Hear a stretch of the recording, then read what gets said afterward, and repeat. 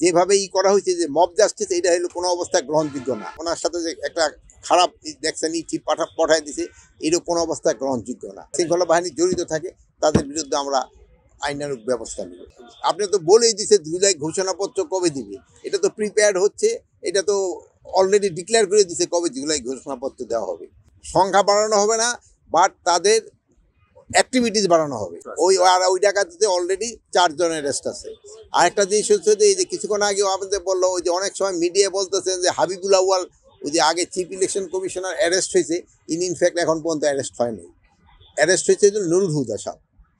আর এটা হলো গতকালকে উনি থেকে অ্যারেস্ট হয়েছে, উত্তরা থেকে। বাট ওনার যে যেভাবে করা হয়েছে যে মব জাস্টিস, এটা হলো কোনো অবস্থায় গ্রহণযোগ্য না। এটা কোনো ব্যবস্থায় গ্রহণযোগ্য না।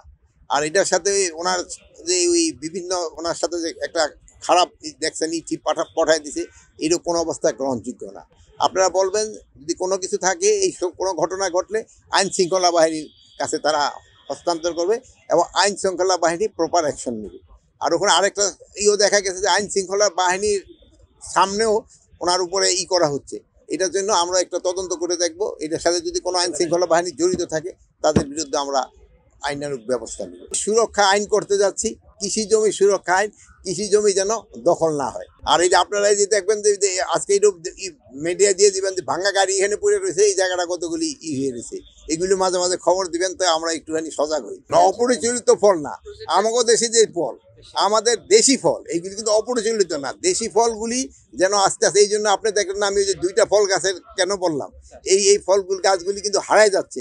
এইগুলি ক্ষেত্রে আমাদের সবারই, আপনারাও করবেন, মানুষকে বলবেন যে অন্তত 2-1টা গাছ লাগুক, আমাকে দেখুক। এই কাউ ফলটা দেখা হারাই যাচ্ছে, তারপরে যে বড়ই আছে হারাই যাচ্ছে। এক সময় কিন্তু লটকন হারাই গেছে, কিন্তু এখন আবার লটকন কিন্তু খুব পাচ্ছে। কিন্তু এই জন্য বিদেশি ফলের সাথে সাথে আমাকে দেশি ফলটাকে বেশি প্রণোদনা দিতে হবে, যেন দেশি ফলটা লোকজনে, যেটা আমাদের আবহাওয়ায় দেশি ফলটা হয়ও বেশি, এবং আমাদের কিন্তু খাওয়ার জন্য কিন্তু দেশি ফলগুলি আরও বেশি সুস্বাদু।